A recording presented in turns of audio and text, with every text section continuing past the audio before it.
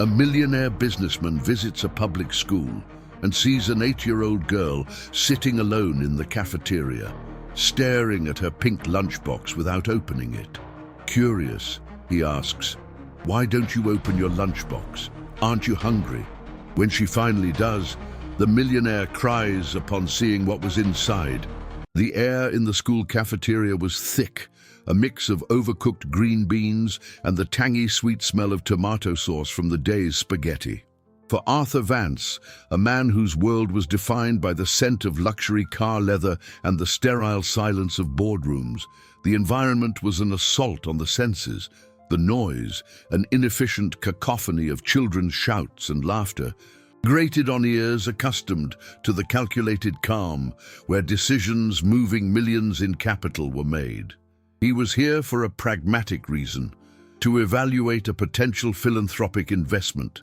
The public school in the working-class neighborhood was an item on his agenda, a corporate image project disguised as altruism, a way to balance the liabilities of his ruthless reputation with the assets of a good deed.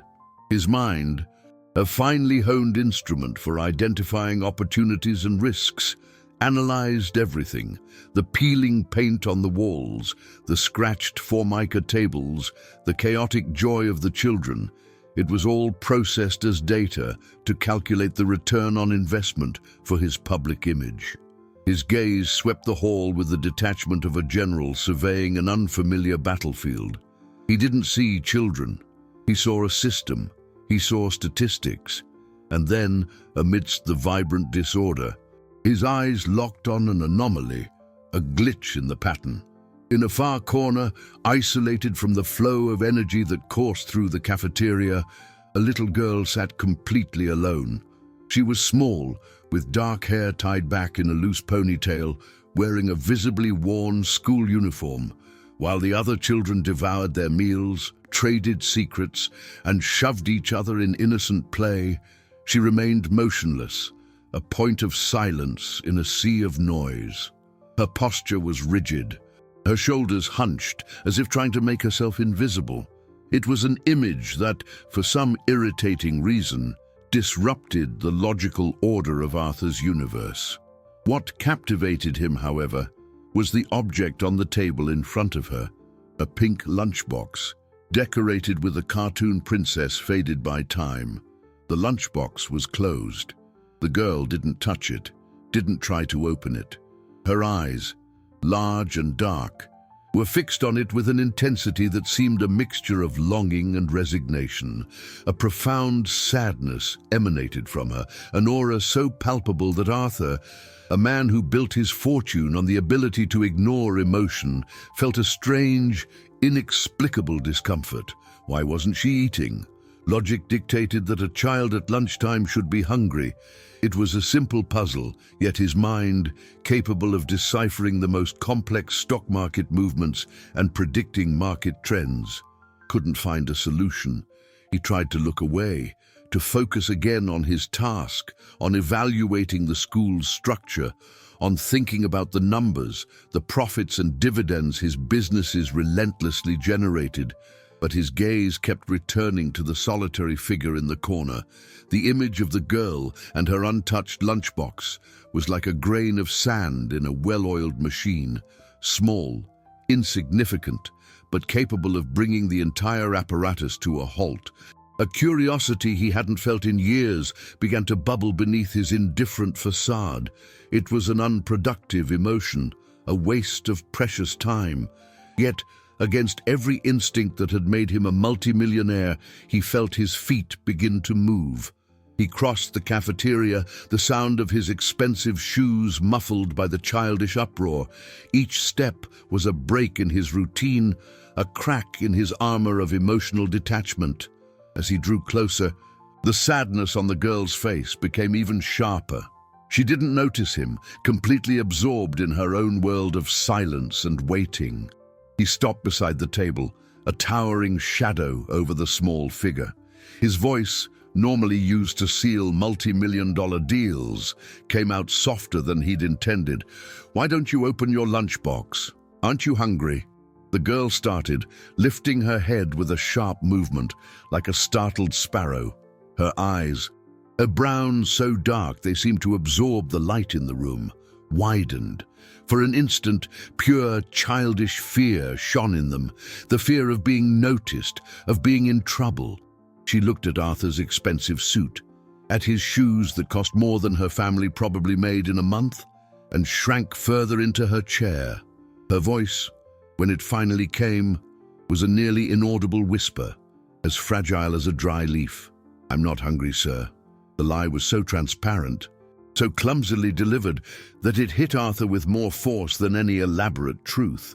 He, a master of negotiation, accustomed to deciphering the subtle lies of executives and business rivals, felt completely disarmed by a child's simple falsehood. The hunger was there in her eyes, in the way her gaze darted to the other children's trays before returning, disciplined, to the closed lunchbox. "Every child is hungry at lunchtime," he insisted, his voice sounding harsher than he meant. It was his way of operating, with logic, with facts, and the fact was, the girl should be eating. Her refusal was an unexpected variable, a system error his mind needed to correct. He felt an impulse to simply grab the lunchbox and open it, to solve the mystery and restore order, but something stopped him. Her vulnerability was a barrier stronger than any argument. Before he could formulate another question, a shadow fell between them. "Can I help you, Mr. Vance?" The voice was firm but weary. It was the school principal, a middle-aged woman named Helen Davis, whose face bore the lines of years spent fighting for resources and looking after hundreds of children. She placed a protective hand on the girl's shoulder, who seemed to relax minimally at the familiar touch. "I was just curious," Arthur said, feeling strangely defensive. "This young lady isn't eating her lunch." Principal Davis shot a quick, meaningful glance at the girl, a look that held a mixture of sadness and understanding. "Lena can be a little shy about eating around others," she replied, with a polished diplomacy that barely concealed the warning for him to back away. "We appreciate your concern and your interest in investing in our school, but the children are our priority." The message was clear.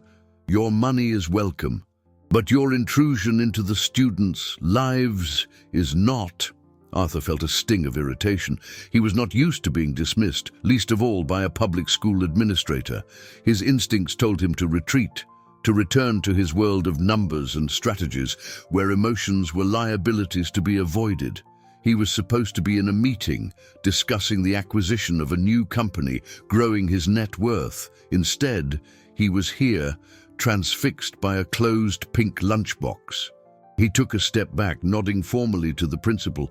"Of course, I understand." But he didn't understand at all. As he walked away, his gaze met Lena's one last time. Her expression was no longer one of fear, but of a silent plea, a request for him not to expose her. The image burned into his mind.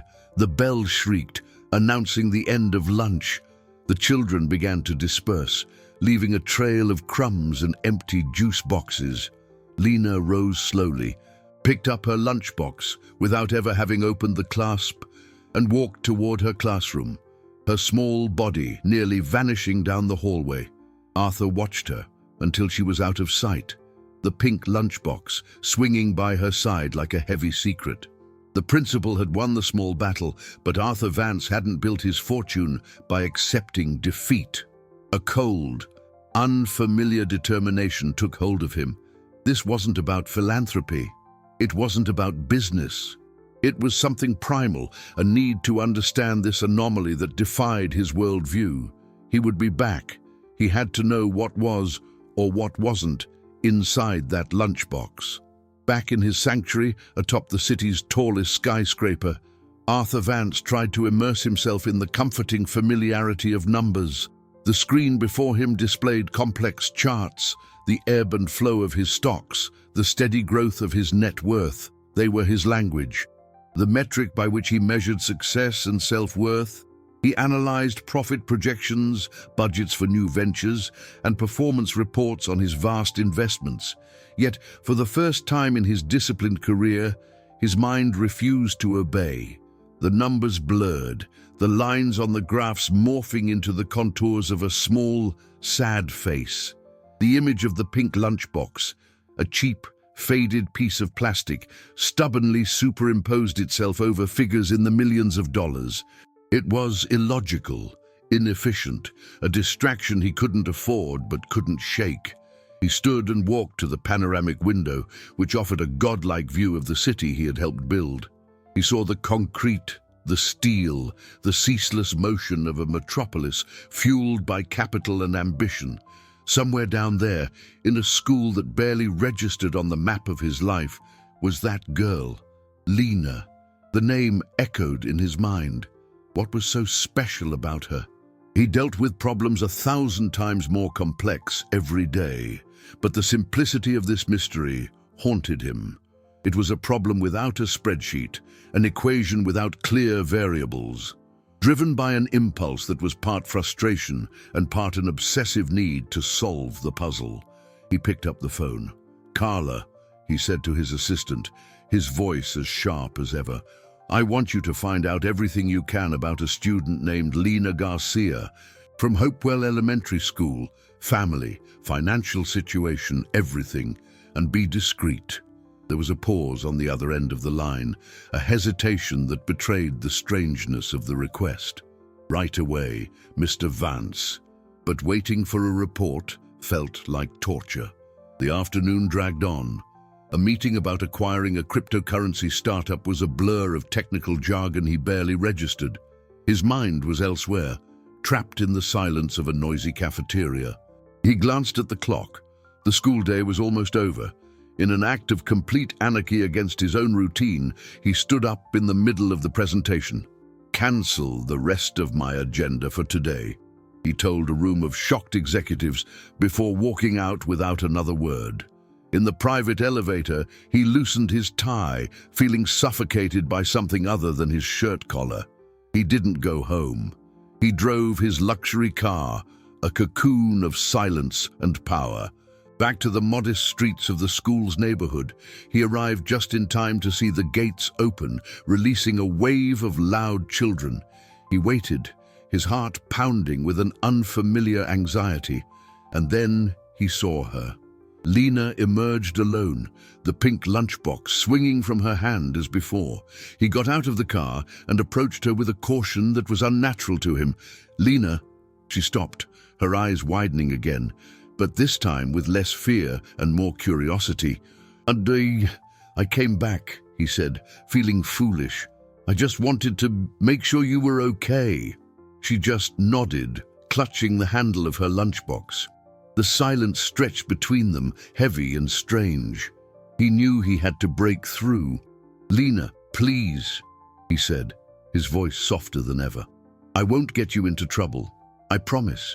But I have to understand. What's in your lunchbox?" She looked at him, then down at the lunchbox in her hand. Her lips trembled, and for a moment he thought she would run. Instead, she walked slowly to a nearby park bench and sat down, placing the pink object on the concrete seat. Her small, hesitant fingers moved toward the clasp. Time seemed to slow. For Arthur, a man whose day was sliced into 15-minute increments where every second represented potential profit or loss, this moment stretched into an eternity. He watched the girl's fingers, thin and tentative, hover over the plastic latch. It was a negotiation more tense than any merger deal he had ever conducted. There was no money at stake, no stock prices rising or falling. There was only the fragile trust of a child and a secret held inside a pink box. Lena looked up at him one last time, a silent question in her eyes. She wasn't seeking permission, but perhaps a sign that he wouldn't judge her, that he wouldn't break her with the truth she was about to reveal.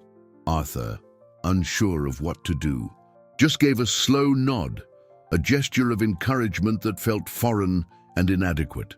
He was an expert at assessing the value of assets, of property, of entire companies, but in that instant, He felt completely ignorant about the value of an 8-year-old girl's dignity. With a small click that sounded like an explosion in the quiet park, the latch came undone. The lid of the lunchbox lifted, not all at once, but slowly, like a stage curtain revealing a devastating scene. Arthur leaned in instinctively, his curiosity now laced with a terrible foreboding, and then he saw it. Nothing. The lunchbox was completely, utterly empty. There were no crumbs from a half-eaten sandwich, no crumpled wrapper from a cookie. The pink plastic interior was impeccably clean, as if it had never known food. The emptiness screamed at him, a silent echo of the hunger the girl had tried to hide. The sight hit him with the force of an unexpected market crash. All his wealth, his fortune built on cold logic and calculated decisions, suddenly seemed obscene, useless. His millions of dollars, his investments in gold and crypto, his entire financial empire couldn't fill this one small, empty space. Lena didn't cry. She just lowered her head, her chin trembling slightly, her shoulders slumping under the weight of her exposed shame. Her silence was a more powerful accusation than any scream. Arthur felt the air thin in his lungs. His mind, always agile, always ready with a solution, was blank. What was he supposed to say? "I'm sorry." The phrase felt hollow, an insult. Offer money. It would be crude, a way of turning her pain into a transaction, something he did so well. For the first time, he was faced with a problem that couldn't be solved with a check or a wire transfer. He stood there, a billionaire rendered powerless by a child's hunger. His eyes scanned the lunchbox again, as if hoping food would magically appear, and that's when he noticed something else. Tucked into a small elastic strap on the inside of the lid was a piece of notebook paper, carefully folded. It was almost invisible, a detail lost in the shock of the emptiness. "What's that?" he asked, his voice hoarse. Lena lifted her head, her eyes welling up. She looked surprised, as if she had forgotten the note was there. With a slow movement, she took it and, without unfolding it, held it out to Arthur.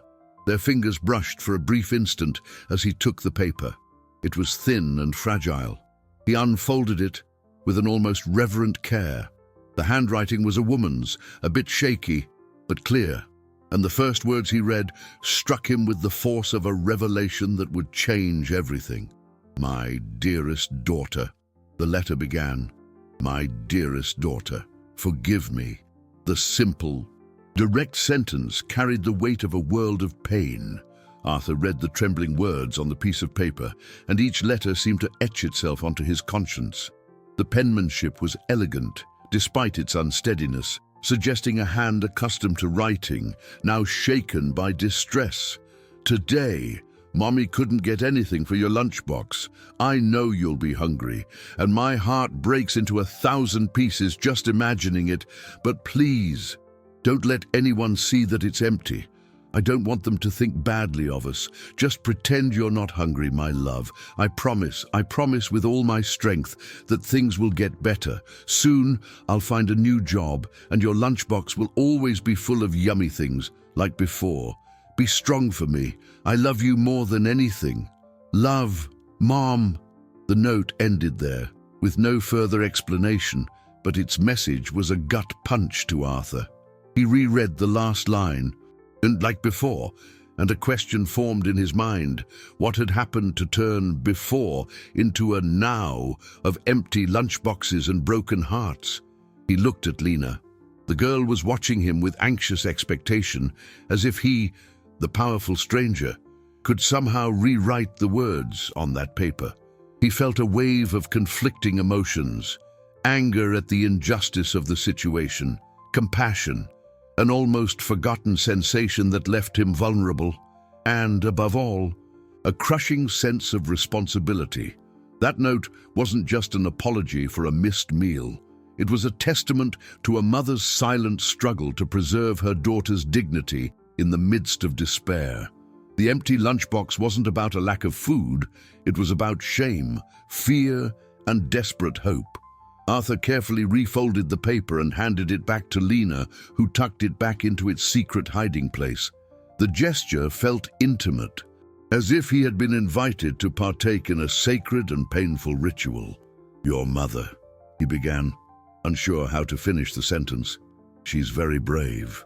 Lena nodded, her lips pressed into a thin line, too proud to let the tears fall.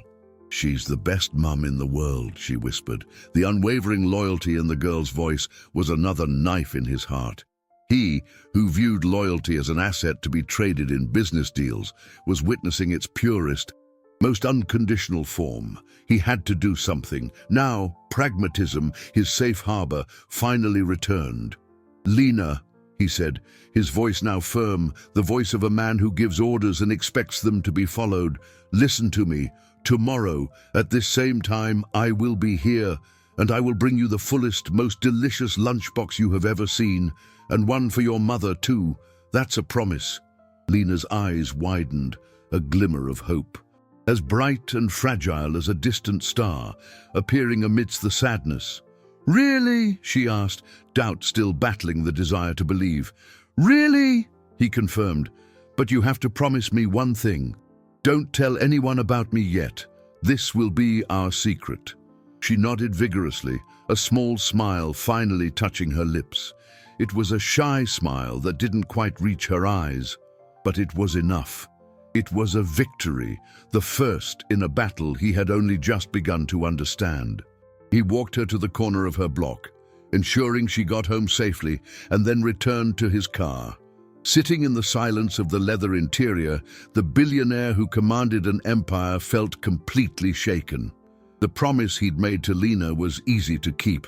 Filling a lunchbox was trivial for a man of his wealth, but as he started the car, he knew it wasn't enough.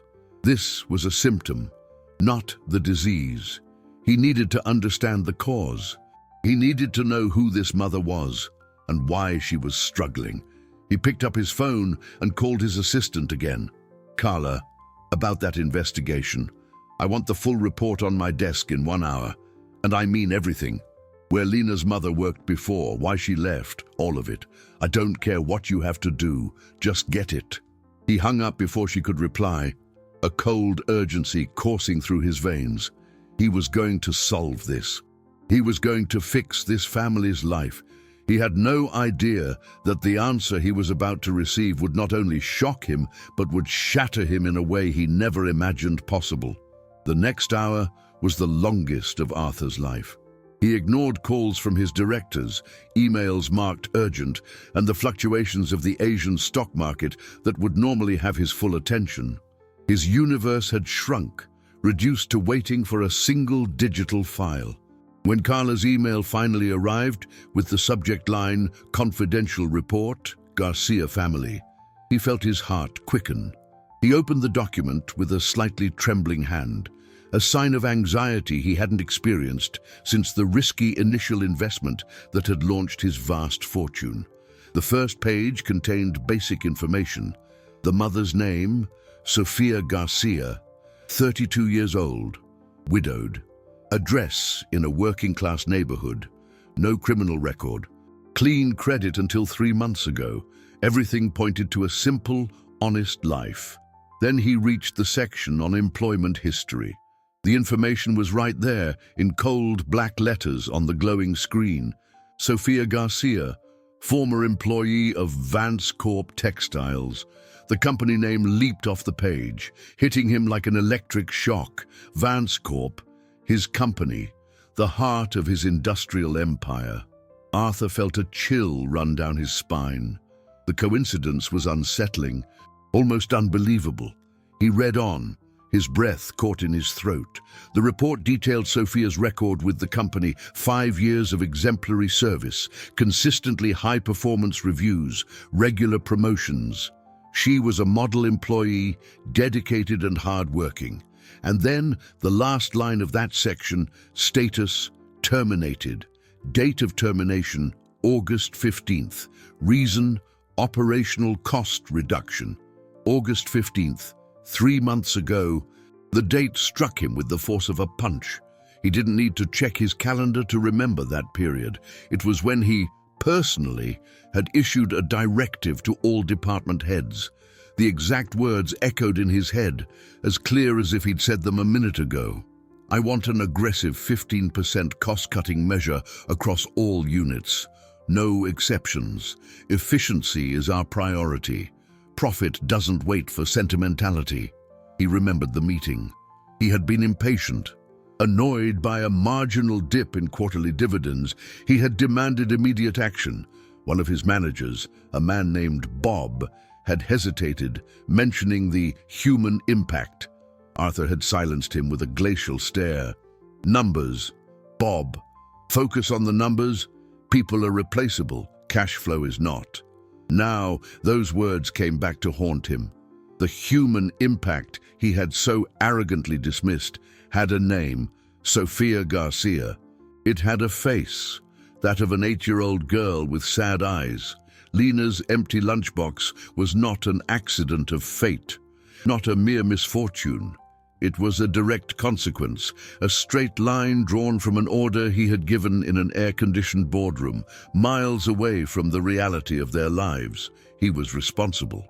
The realization fell on him like an avalanche, burying his self-image as a shrewd and efficient businessman, revealing something much uglier underneath, an architect of misery. He stood up, pacing his luxurious office. The glass that separated him from the city now seemed a fragile barrier against the reality he had ignored for so long. Every expensive piece of art, every designer piece of furniture seemed to mock him. All this wealth, this immense fortune, was built on decisions just like this one. How many other Sophias were there? How many other Lenas were sitting in cafeterias with empty lunchboxes because of his relentless pursuit of profit? The promise he had made to Lena to fill her lunchbox now seemed a cruel joke. He wasn't a savior. He was the cause of the problem. Fixing this would require far more than a sandwich and a piece of fruit. It would require him to confront himself, to look in the mirror and face the man he had become. The first obstacle wasn't Sophia's poverty or her pride. The first and most significant obstacle was himself, his own guilt, his own complicity, and he knew with a terrifying clarity that the next step of his journey would lead him straight to the door of the woman whose life he had shattered without even knowing her name. Night fell over the city, but Arthur didn't see it. For him, the darkness had already settled in his soul, a cold twilight brought on by the revelation in that report. The promise made to Lena now weighed on him, not as a gesture of kindness, but as the first payment on an unpayable debt. He couldn't just send a courier with a basket of food. He couldn't delegate this. He had to go himself, had to face the person behind the number he had cut from his payroll. With Sofia Garcia's address programmed into his GPS, he drove through streets that became progressively narrower and less lit, trading glass skyscrapers for brick apartment buildings and graffiti. Each block was a descent, not just geographic, but social and moral, that took him further from his sheltered world and closer to the raw truth of his actions. He found the building, a functional, unadorned concrete block with peeling paint and an air of weariness. He parked his luxury car, which looked like an arrogant alien on the modest street, and felt dozens of curious eyes from the windows. For the first time, he felt exposed, vulnerable, stripped of the power his name and fortune usually afforded him. He climbed 3 flights of stairs, the air thick with the smells of home cooking and cheap disinfectant. He stopped in front of door 3B, his heart hammering against his ribs like a prisoner trying to escape. What would he say? "Sorry, I ruined your life. Here's a sandwich." The absurdity of the situation almost made him turn back. But the image of Lena and her empty lunchbox pushed him forward. He took a deep breath and knocked. The door opened a few inches, revealing a woman with the same dark eyes as Lena, but marked by a profound exhaustion that aged her beyond her 32 years. It was Sophia. "Yes," she said, her voice cautious, her body positioned to block the entryway. "Mrs. Garcia," Arthur began, his voice sounding strange to his own ears. "My name is Arthur Vance. I met your daughter, Lena, and—" Sophia cut him off, recognition and suspicion warring on her face. "You're the man from the school. What do you want?" The hostility was a wall of ice. I wanted to make sure you were both okay. I brought some things." He held up the bags from a gourmet market, feeling ridiculous. Sophia glanced at the bags and then back at him, a flash of wounded pride in her eyes. "We don't need charity." "It's not charity," Arthur said, his voice low and urgent. It's an apology. I own Vance Corp." The name hung in the air between them, heavy with meaning. The color drained from Sophia's face. Understanding hit her, followed by a wave of pain so intense it was almost physical. She didn't scream, she didn't curse him. The reaction was far worse. It was absolute silence, a void that mirrored her daughter's lunchbox. And in that silence, Arthur's eyes were drawn to a small coffee table inside the apartment. On it, next to a stack of bills, was an official Vance Corp letter. "That letter," he whispered, pointing. Sophia followed his gaze, and a single tear finally escaped and traced a path down her cheek. "That letter," she said, her voice breaking, "is my promotion to supervisor. It arrived a week after you fired me.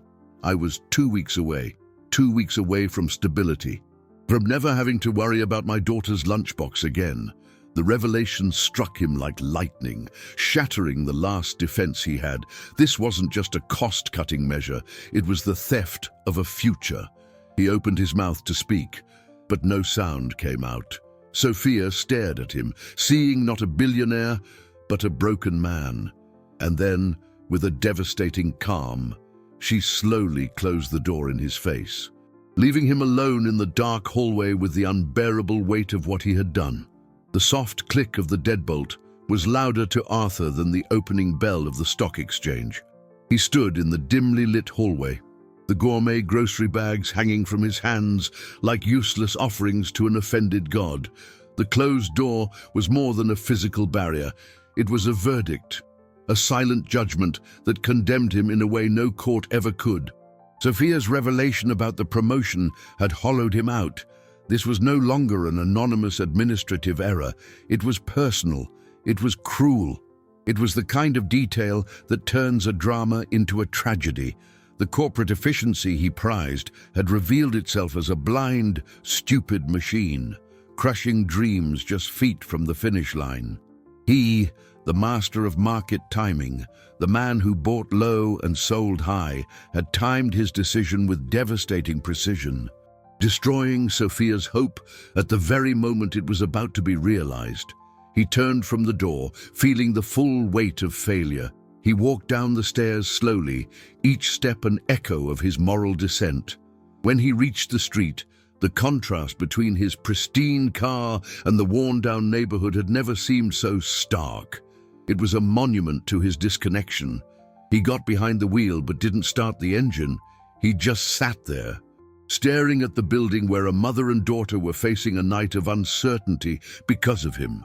The anger at himself began to morph into something else, a steely resolve. Guilt wasn't enough. Guilt was a liability, an unproductive emotion. He had to turn it into an asset, into action. Giving Sophia her job back was the bare minimum, but he now understood that wouldn't be enough. The wound was deeper. This was about justice, about restoring not just her income, but her dignity and lost time. The next day, Arthur arrived at Vance Corp headquarters with an energy his executives hadn't seen in years. It wasn't his usual calculated coolness, but a feverish intensity. He called an emergency meeting of the board of directors. Standing before men and women whose sole focus was shareholder value, he told the story. He didn't use names, referring to a former employee and her daughter, but he described the empty lunchbox, the note, the lost promotion. He expected shock, maybe even a flicker of compassion. Instead, he was met with a frosty silence, followed by panic. "Arthur, you can't get personally involved in this," said one of the oldest members, a man named Marcus, whose career was built on protecting the company at all costs. "If it leaks that you, the CEO, are admitting to an error of this magnitude, we'll set a dangerous precedent." Think of the wrongful termination lawsuits. Other former employees will come after us. The damage to our stock would be catastrophic. Another director, younger and more aggressive, added, "Our fiduciary duty is to the shareholders, to the bottom line. The termination was legal, part of a necessary restructuring. Sentiment has no place in business." Their words were an echo of his former self, a chorus of ghosts he had created. They were simply reciting the gospel he had preached for 2 decades. The subplot he hadn't foreseen began to emerge.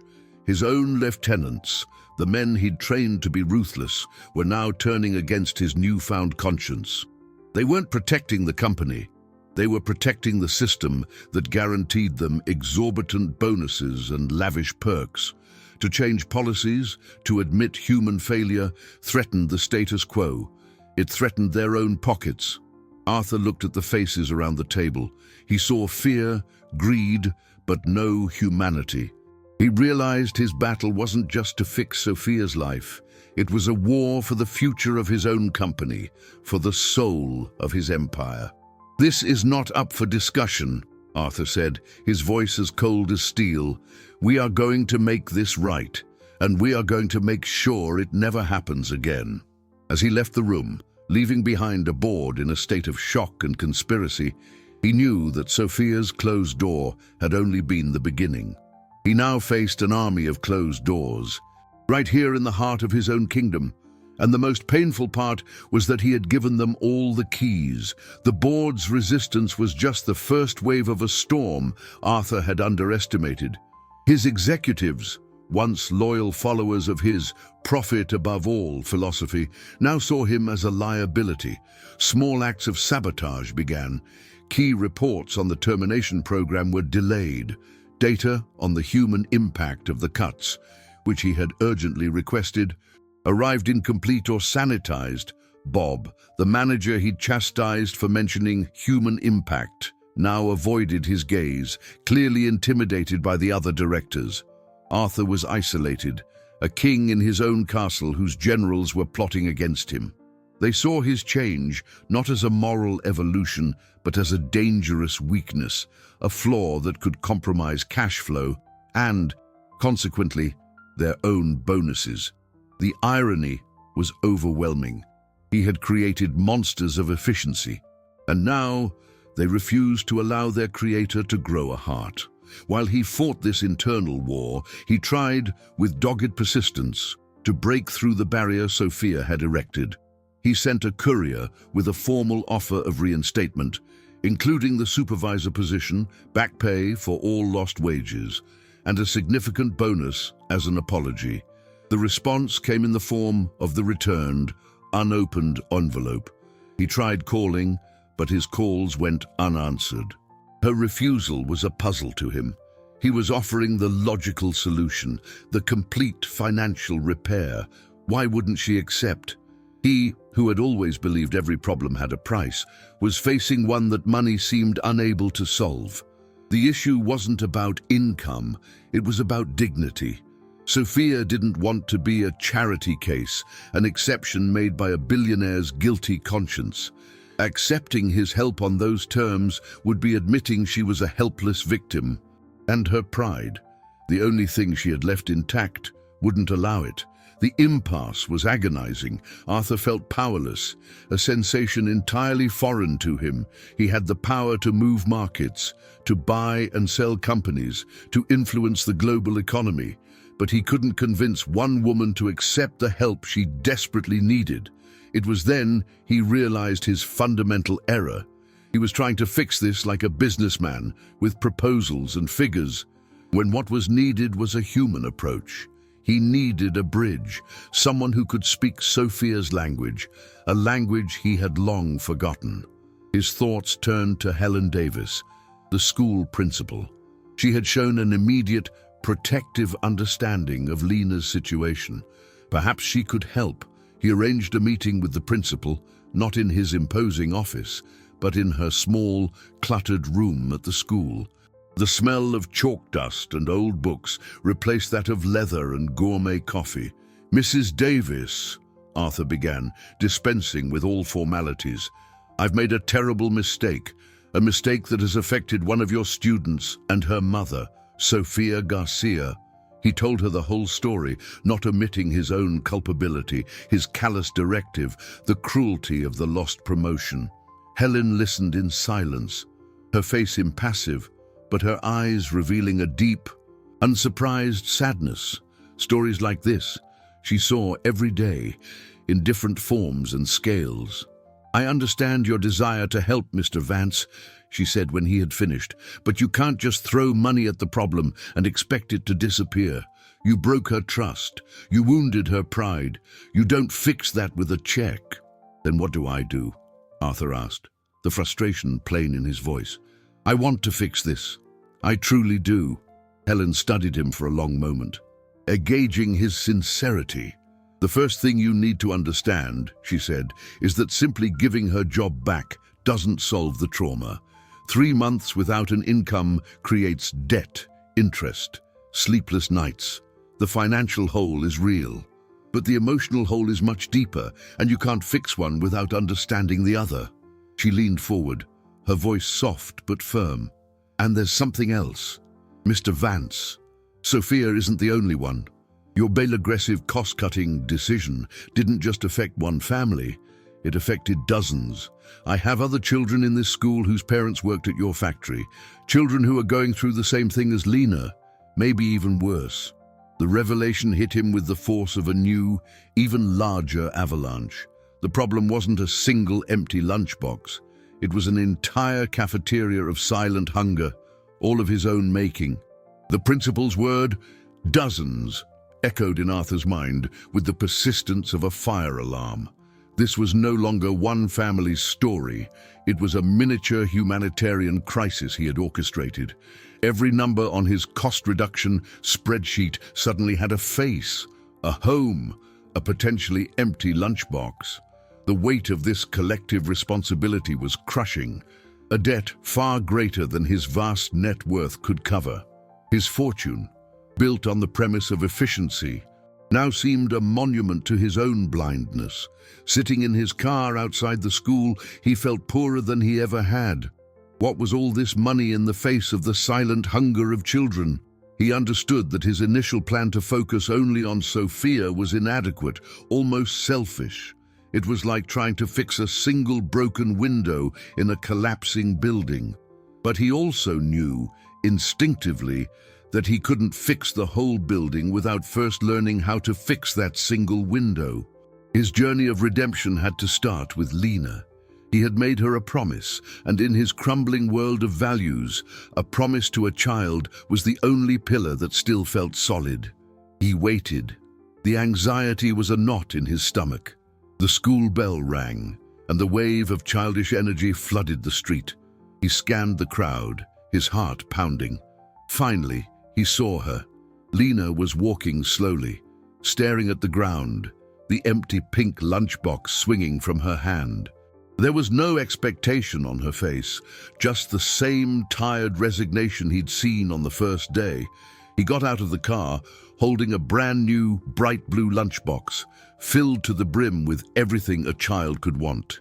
He approached her gently, kneeling to get on her level, a gesture of submission that would have been unthinkable a week ago. "Lena," he said softly, "I brought it, like I promised." He held out the blue lunchbox. For a moment, a flash of childlike joy lit up her eyes. Her fingers instinctively reached for the gift, but then she stopped. Her face closed off, the light extinguished, replaced by a shadow of pain and distrust that was far too old for her 8 years. She took a step back, her hand balling into a fist at her side. "I don't want it," she said, her voice low but firm. Arthur was bewildered. "But it's for you. It's full of good things." "I know," she answered. Her eyes filling with tears, she refused to let fall. "My mum told me who you are." The sentence hit him like a physical blow. He hadn't expected this. He had assumed their secret was still safe, that his identity was a problem between the adults. He opened his mouth to try to explain, to say he was going to fix everything, that he was sorry, but the words died before they were born. Lena stared at him, and in her eyes he saw the reflection of all the tears Sophia must have cried. And then, with the brutal honesty only a child possesses, she delivered the words that shattered what was left of his world. "You're the man who makes my mommy cry every night." The accusation wasn't angry. It was a simple statement of fact, and for that reason, it cut deeper than any professional critique or rival's attack. It was the truth, distilled into its purest, most painful form. The blue lunchbox slipped from his paralyzed hand, thudding onto the ground. The lid popped open, and a sandwich, an apple, and colorful cookies scattered across the dirty sidewalk. Lena looked at the spilled food, then back at him, and with a choked sob, she turned and ran, disappearing around the corner, leaving him kneeling on the ground, a broken man surrounded by the ruins of a promise he couldn't keep. The image of the food scattered on the sidewalk burned itself into Arthur's mind. Every colorful cookie, every piece of bread was a symbol of his failure. He had tried to use his wealth, his power to provide, as a shortcut to forgiveness. And Lena's rejection proved just how naive he had been. Her words, "You're the man who makes my mommy cry every night," echoed in his head, a mantra of his guilt. He remained there, kneeling on the sidewalk, oblivious to the curious glances of passers-by, until the street was empty. Slowly, he gathered the food, placing each item back into the blue lunchbox as if he were picking up the shards of his own soul. He knew, with devastating clarity, that there could be no peace for him until he had repaired the damage he had caused. But how do you repair a pain so deep? How do you rebuild a trust you have single-handedly demolished? Back in his office, he ignored the growing rebellion of his board. The veiled threats, the political maneuvering to undermine his authority seemed petty now. The real battle wasn't in the boardroom, it was in the heart of an 8-year-old girl. He needed a new strategy, one that involved not money or power, but humility and humanity. He spent the night awake, not analyzing stock markets, but the market of human emotion, a field in which he was a complete novice. He realized that before he could help dozens of families, he had to prove to one family that his change was genuine. He had to earn forgiveness, not buy it. And the path to that forgiveness lay through an act of complete and total vulnerability. The next day, he didn't send a courier or make a call. He returned to Sophia's building, but this time he brought no food, no job offers. He brought only himself. He knocked on door 3B and waited. It took a long time, but finally the door opened and Sophia stood there, her face pale and exhausted, her eyes red from a night of crying. "What do you want now?" she said, her voice too tired for hostility, only an infinite weariness. "I didn't come to offer anything," Arthur said, his voice low and steady. "I came to ask, I want you to tell me your story. Not the HR report version, your version. I want you to tell me about the nights you cried. I want to understand what I did." Sophia stared at him. Surprised, the sincerity in his eyes, the absence of arrogance, disarmed her. She hesitated, then pulled the door open wider. "Come in," she said, her voice a whisper. For hours, Arthur sat on the worn sofa in the small apartment and listened. He listened to Sophia's dreams for Lena, to the pride she took in her work, to the hope the promotion had represented. She spoke of the shock of the layoff, the humiliation of borrowing money, the constant fear of not having enough to put on the table. She spoke of the nights Lena would pretend to be asleep, but she knew her daughter could hear her muffled sobs into the pillow. Arthur didn't interrupt. He didn't offer solutions. He just listened, absorbing every word, letting her pain seep through his armor and hit him squarely. For the first time, he wasn't analyzing a problem to be solved. He was bearing witness to another human being's suffering.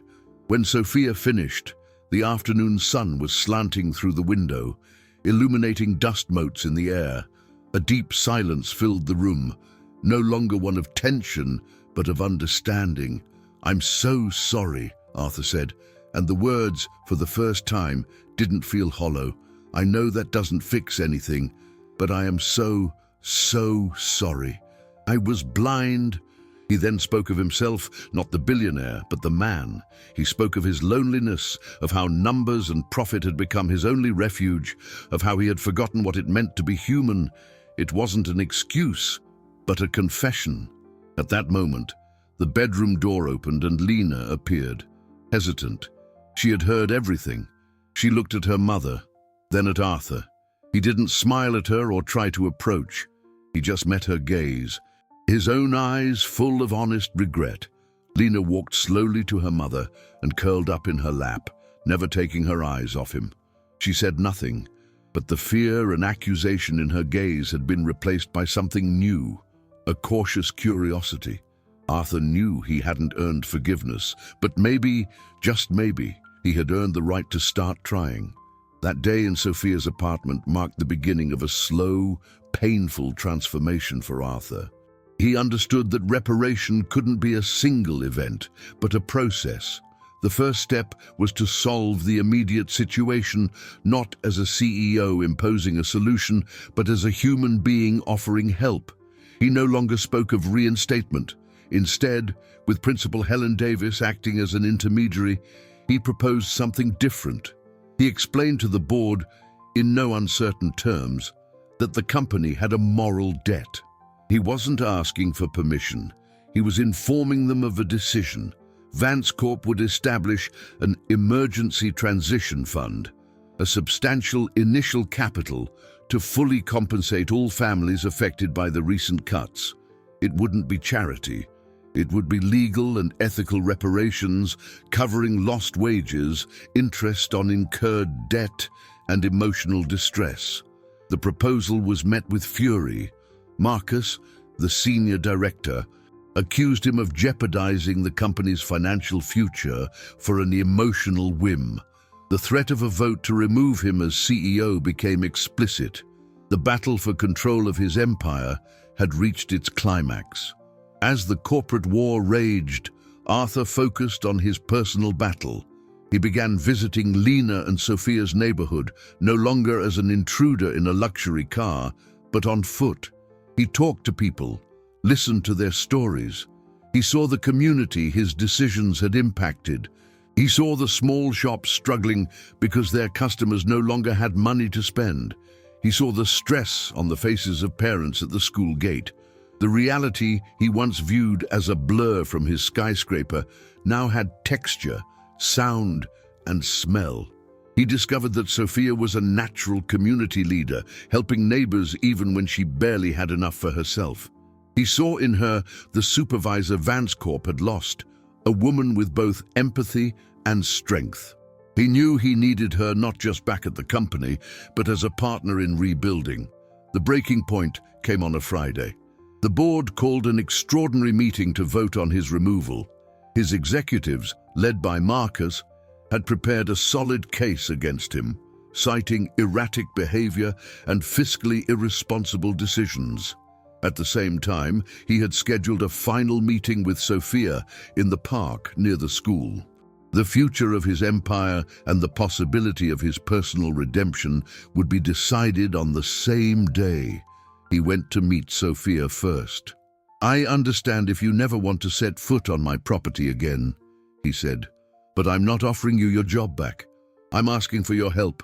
I want you to lead the transition fund. You know these families. You know their needs. No one could do this better than you. And after that, I want you to come back as a supervisor, with the power to rewrite the policies so this never happens again." Sophia looked at him, and for the first time, he saw not just forgiveness, but respect in her eyes. "I accept," she said. "On one condition." "Anything," he replied. "You come to our house for dinner tonight with Lena. She needs to see the man you're becoming, not just the man you were." The invitation was more valuable than any contract. It was the acceptance he had been desperate for. With a lighter heart, he left for the battle of his life. He walked into the boardroom, where the faces were masks of hostility. Marcus began the presentation, detailing the risks, the projected stock drop, the danger of lawsuits. Arthur let him speak. When it was his turn, he didn't present charts or profit projections. He placed a single, faded pink lunchbox in the center of the polished mahogany table. "This," he said, his voice resonating with a moral authority they had never heard, "is our most important asset and our greatest liability. It represents the trust we've broken and the humanity we've lost.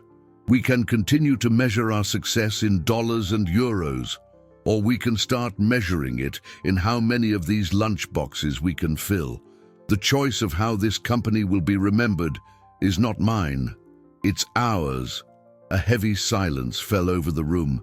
The vote was about to begin, and the fate of Arthur Vance and Vance Corp hung in the balance. The silence in the boardroom was so thick it seemed to have physical weight. The pink lunchbox on the mahogany table was a silent accusation, a strange and humble object in a setting of power and wealth. The board members looked from the lunchbox to Arthur, their faces a mixture of disbelief, anger, and, in a select few, a flicker of reflection. Marcus, sensing the moment was his, stood to deliver the final blow.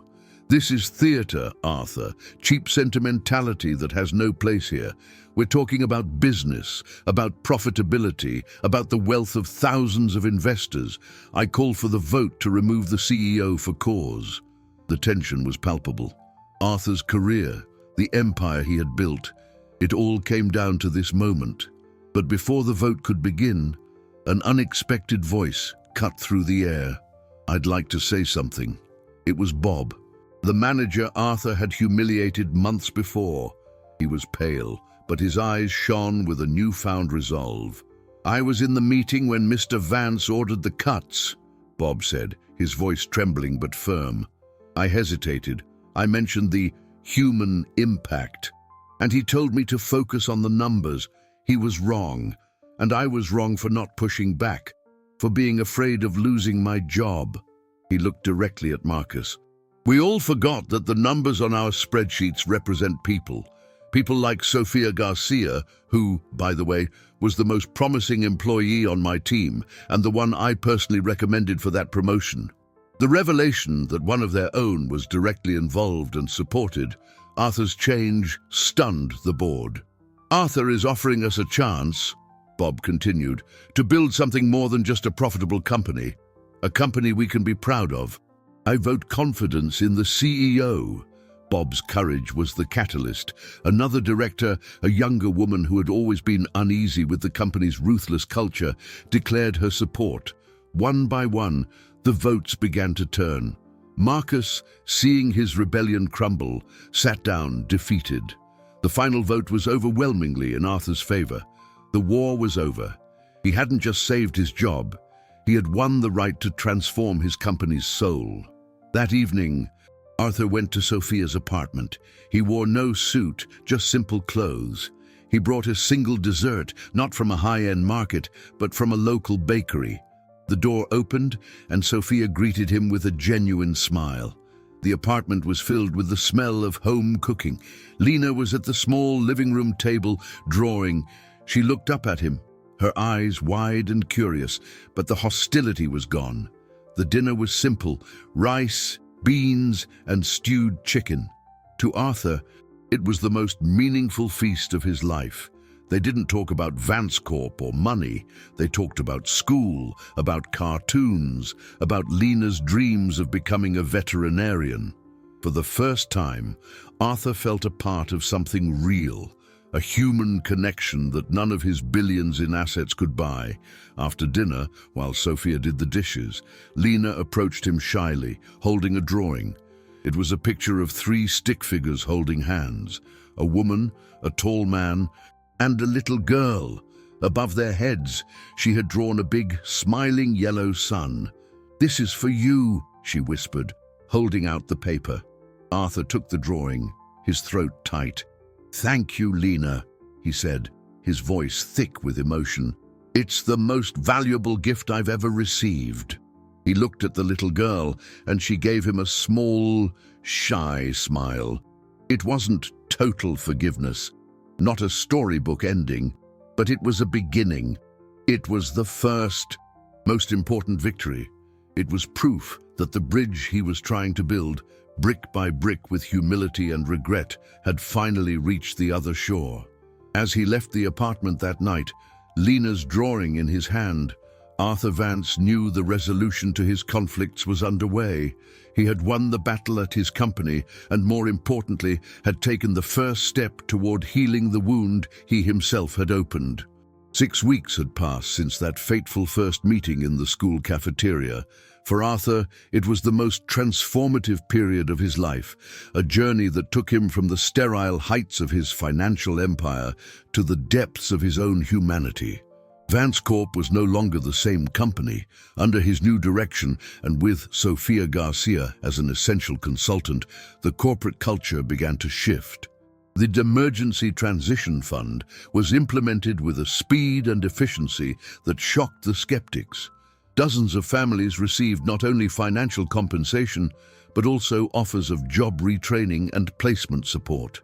The new company policy, dubbed the full Lunchbox principle, mandated a detailed human impact analysis before any mass layoff decisions, ensuring that efficiency would never again be synonymous with cruelty.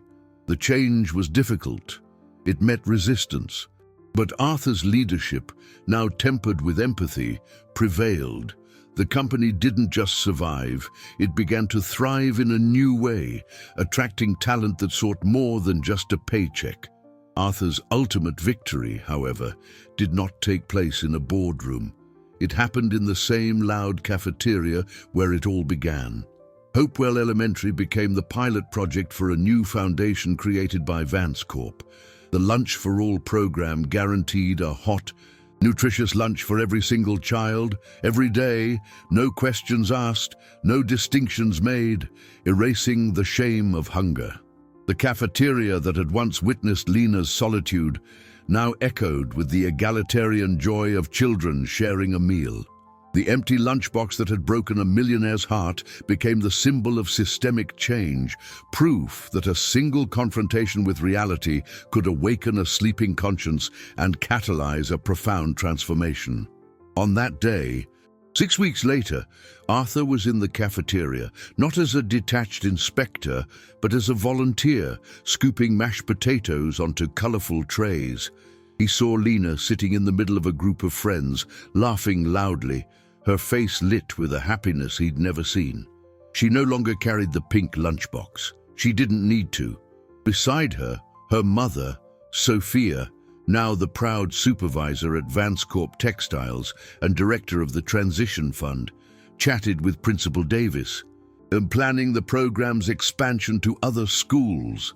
Sophia met Arthur's gaze from across the room and gave him a smile that held gratitude, respect, and an unlikely friendship. She had learned that dignity and forgiveness could, in fact, coexist. When lunch was over, Lena ran up to Arthur. "Look," she said, showing him a gold star sticker on her homework. "I got an A." "That's fantastic, Lena," he said, crouching down to her level. "I knew you were brilliant." She hugged him suddenly, a quick, tight hug that was worth more to him than all the gold in his vaults. "Thank you for making my mommy smile again," she whispered in his ear before running back to her friends. Arthur stood there, his heart overflowing. He, the man who measured life in profit and efficiency, finally understood the true measure of wealth.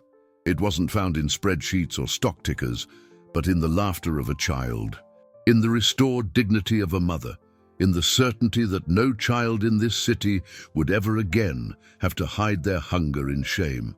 The school cafeteria, once echoing with silent inequality, had become the stage for his redemption, proving that from the unlikeliest of encounters, the most profound transformation can be born, and that sometimes it takes a broken heart to finally learn how to feel.